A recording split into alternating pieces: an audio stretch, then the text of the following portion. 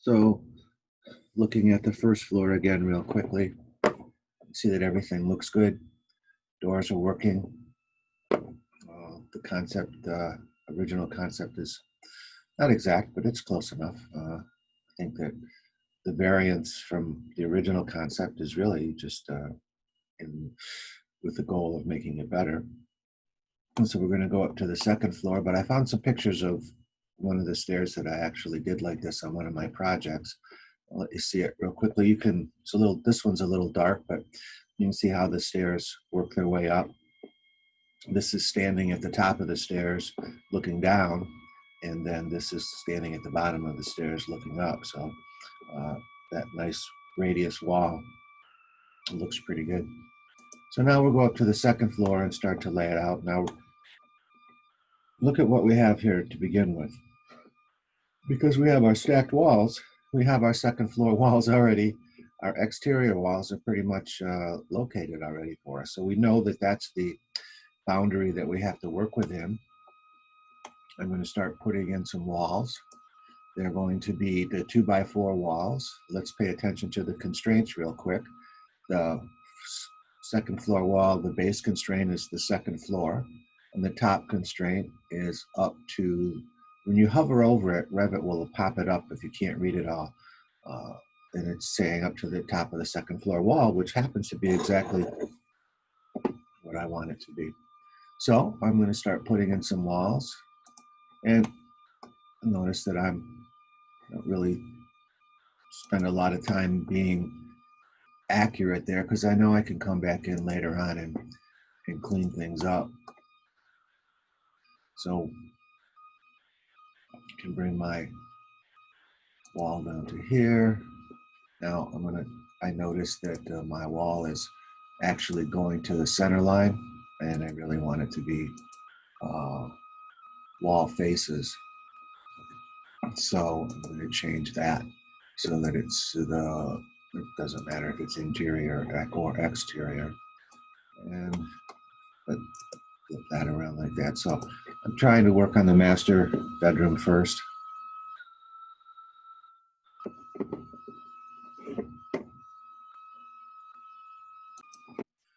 Generally, that's that would be the space that we would want to get correct first of all, and then whatever space is left, we'll use it for the other bedrooms. All right, so let's modify this real quick. And I know that I can cover some of the stairs, not all of it, but some of those stairs. So I'll just put a wall in for now right here. Maybe I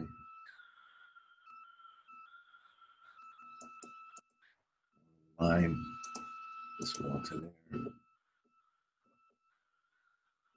So you can see we kind of do start out with just a broad stroke idea of what we want. And then we come back in and fix that, clean it up later. So basically, this is my first floor. That wall to line up. This wall to line up. Okay, so that's starting to give me what I want. This is not good. This is too tight for a master bathroom in a house of this size. But it's really all that we have to work with. So that I'm using the create similar this time. Oh, back to center line again, which is all right. I'm not worried about that. Modify, extend trim. Right, let's align this guy. Gypsum boards should line up. It does. Okay, so let's see. How wide is this room in this direction? It's 18. I'll start with 20 feet as the dimension in the other direction. So let's line this up here, measure Make that 20 feet.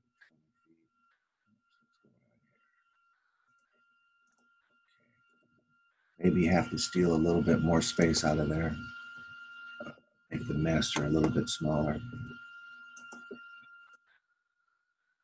This guy across. All right, so looking at it, I need to be able to get from the hallway, which is here, into that room. So let's create similar. Just come down here like this. Start by saying it's 5 feet wide, which will look good. It's kind of a long hallway or entrance into the bedroom. It's really just wasted space, but if it were any narrower than that, it wouldn't seem comfortable because of the long distance there. But it's nice coming in, you're going through a transition space, then into the master. So now I want to put a dressing area in here. So I'm going to have a countertop and a walkway. So 4-foot walkway, 2-foot countertop. That distance should be 6 feet. So I'll put that dimension in there real quick. Say 6 feet. And I want 2 walk-in closets here. So let's do that, create similar again. And just come across here. Let's make these, the narrowest that this walk-in closet can be is really 6 feet. It could be narrower in a kid's bedroom, but not in the master. And so I need to put another wall over here, and I want that distance to be 6 feet as well, so we can have hanging on both sides. And it's pretty narrow, so let's change that to 6. Okay, that's not good. So I'll pull this back now. Okay. All right, we'll pull this guy down to here. This guy up to here. Now I have 2 walk-in closets. Somewhere I'm going to be able to move that wall over the stairs. I don't know exactly where that is. I cut a section through the stairs right now. Take a look at them. I have to have 6'8" clearance. All right, let's make it fine resolution. Always present your work in fine resolution. So annotate detail line. I'm going to just draw a line from the edge of the nosing and then go up 6'8". That's the minimum that I can have as a height. And then I'll copy that line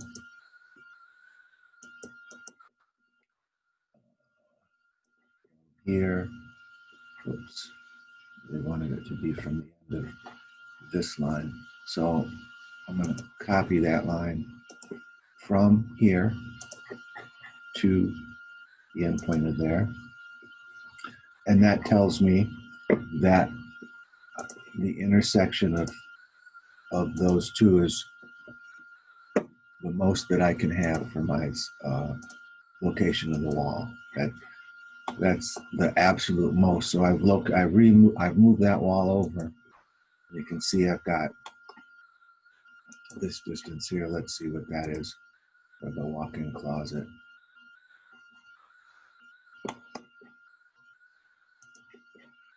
Four foot. That's not really good.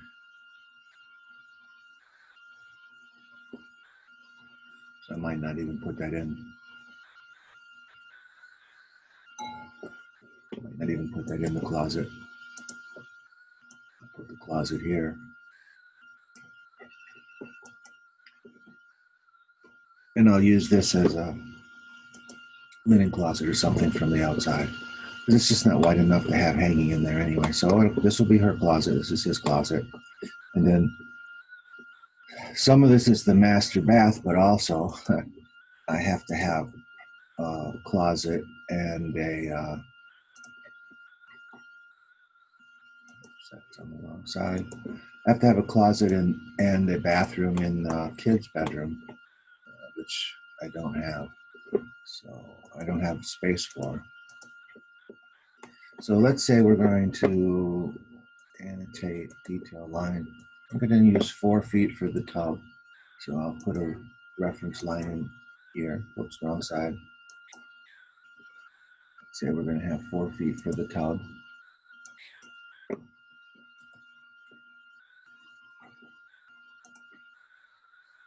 Space bar. Okay. Then I want 6 feet for the countertop, so I'll just copy that down 6 feet. And then I'm going to put a wall in there.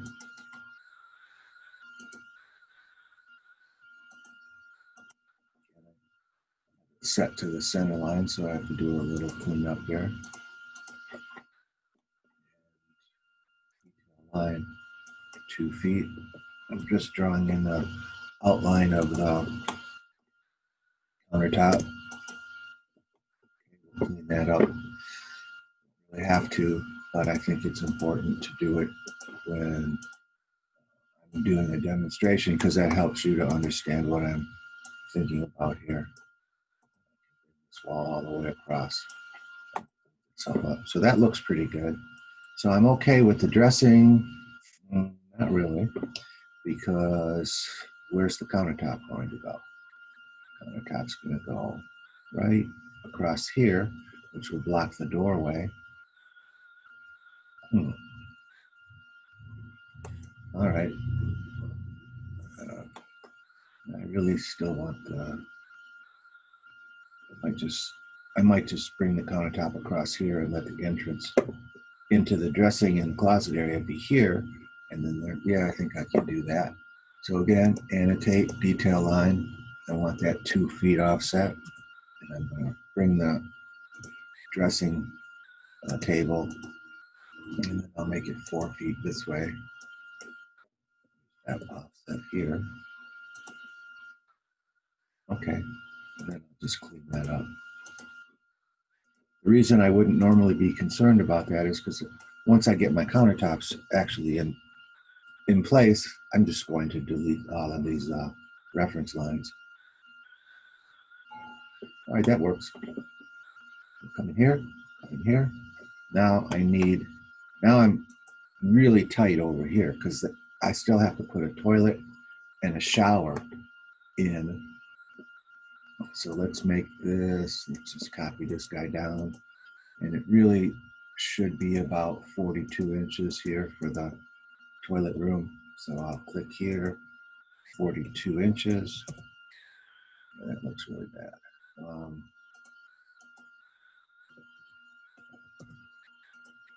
right. I'm joining the elements. So let's say create similar. We'll just come down here like that. And I really want that to be maybe a minimum of 5.5 feet. This is going to be the room that has the toilet in it. I'll make that 5'6" inches. And the interesting thing that I found about different regions is in Michigan, in a master bathroom, we would never put the toilet outside, inside the space of the bathroom. It always goes in a second, in a private room. But in New York, people don't seem to be too concerned about that. I see it over and over again where people don't,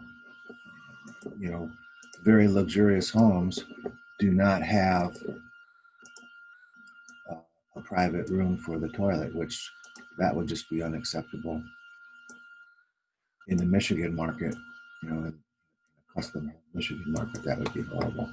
All right, so now I have enough room here. I can see maybe I can put the kids' bathroom in there, but I still don't have any room for a closet. So this can be the bathroom.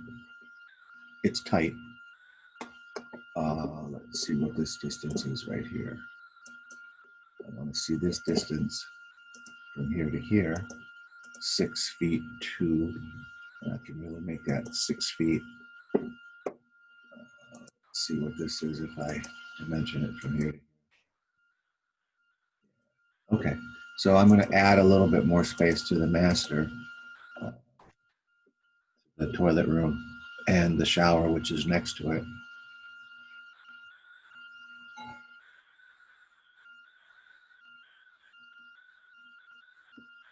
And this doesn't do anything for me, so I'll pull this back, and then I'll grab this guy and pull him up. And so now I'm going to have to move that a little bit farther, so let's see what we have. We'll measure that. I want it to be 4 feet, so I'll click on this line. That's the line I want Revit to move, and I'm going to say 4 feet. Okay, so now we still come into the bath, and then we've got the small shower, really too small for a house like this. The master bathroom is very deficient in this plan. What's the width of the shower? It's not even 3 feet, so that's not good. And what is it this way? 3 feet 8. Yeah, that's a very small shower for a master bath in a house of this size, but that's, I guess, what we're going to have. So I can see I have a problem over here. Somewhere I'm going to have to put a closet in. If I do it this way, that bedroom is going to get really small. Let's pull this over here. So I'm going to make it a reach-in closet. Just create similar. And I'm going to, inside of the closet, it's nice if it's 2 feet. So I'll just make that 2 feet. So, all right, and then we'll just make that 4 feet wide for the entrance here. On this.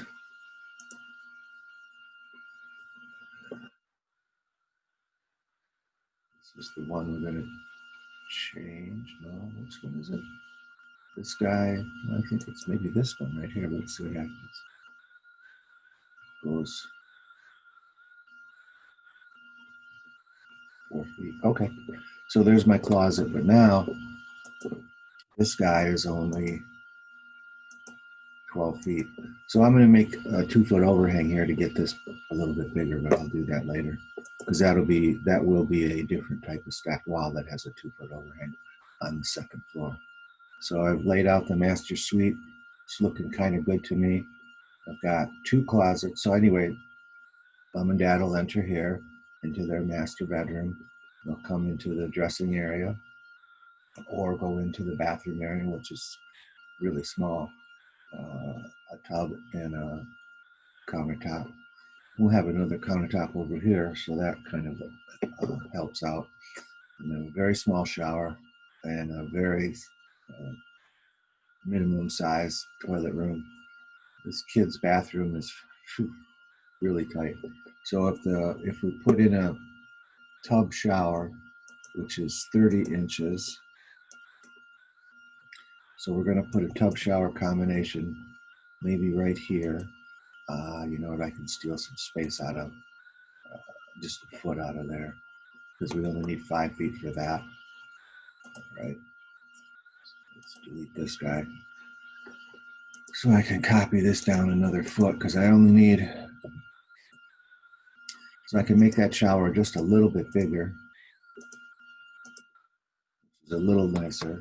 Then this is going to be the tub space. And then I'll put the toilet over here. So I need 3 feet for the toilet. Copy that over 3 feet. And then put in another line right here with a 2 foot offset for my countertop. Trying to extend this guy. That's a real small countertop, but it's still acceptable. So wow, it's only 3 feet, 4 inches wide. So that's pretty small, but it'll work.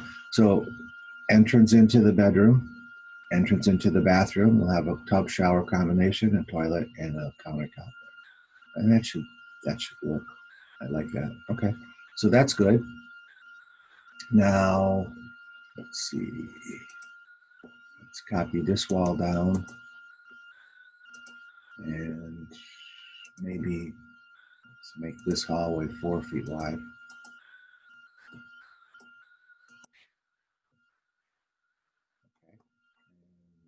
might come all the way across to where? Right here. So I'll do create similar and finish face interior. That's good. Hit the space bar, come across like that. Fill this up. And now I have space for the other 2 bedrooms, which we'll do in another tutorial. So that's it. That looks pretty good for the master bedroom and the kids' bedroom with the private bath and a reach-in closet. Reach-in closets aren't the greatest, but we'll make that work. So we're basically going to come up the stairs, walk across a bridge, and then so it'll be open on these 2 sides. And then we'll get over here and we'll have a more of a open space here, and then we'll walk all the way down to here to get to the master bedroom, down here like that. The other thing I could do, that wouldn't really work. I was thinking maybe I'll make this the master bedroom and make this the master bath. But that would take that would take this space away from, probably take that space away. Anyway, I'll probably look at that too. So this is it. Now, if you and I were standing on a job site and we were watching a carpenter build a wall, or the plasterer put up the gypsum board, or the plumber put his or her work in, and same thing with the electrician, we're watching somebody who has done that task many times, and you're watching somebody, that's me, who has done this task many times. So if you're looking at what I'm doing and saying, wow, he really makes it look easy, it's not that easy for me, meaning you. The reason is that this is the first time you've done it. You're thinking about 2 things. How do I put my walls in, and what size do I want my spaces to be? So you may find that it's a little bit more frustrating for you. However, for the most part, for all of the students in this class, it's the first time that you've done this. So it's expected, really, that it would be more frustrating for you than what it has been for me in this demonstration, because I've done this several times. It's easier for me. So I might make it look a little bit easier to you. Might not. But nonetheless, it might not be this simple for you to lay everything out and make it work. But don't worry. I mean, if you knew how to use Revit and you knew how to design houses, then you probably be able to place out of this class and you wouldn't need it. The purpose of this class is to teach you how to do these things. So guess what? The bottom line of what I'm suggesting here is, if you're working on your house plan and it's not coming to you as easy as it has to me, I would say don't be concerned about that. And secondly, if you're looking at this and going, oh my God, that's really not very creative, I thought this guy was an architect, that's fine too, because we're not trying to create a really spectacular, exciting house here. We're just trying to do a basic house that has the basic needs in it. And as we're creating that house, we're learning how to use Revit. So hopefully you've listened to my suggestion that you don't make your house too complicated or too complex. And I'm not trying to show a complicated house here either. I'm trying to show a simple house that illustrates how to do the various commands in Revit to actually create a model of a 3-dimensional house. So let's see if we can take a look at this real quickly in 3D and see how it's working out. So now I've got my second floor walls in there starting to lay out. And this is the wall that I'm going to make it an overhang. I'll spin that around. Maybe that'll help a little bit more. But I know I can overhang this wall 2 feet away from this wall, so that'll give me some more depth in that 1 bedroom, which will be nice. So you can see that it's starting to take shape, and it really isn't that complicated. And I hope you can stay current in your project so that we can move forward. And hopefully by the end of the third class, you have your second floor laid out, and we can start working on putting all of the components on the inside and really making your project a good Revit project.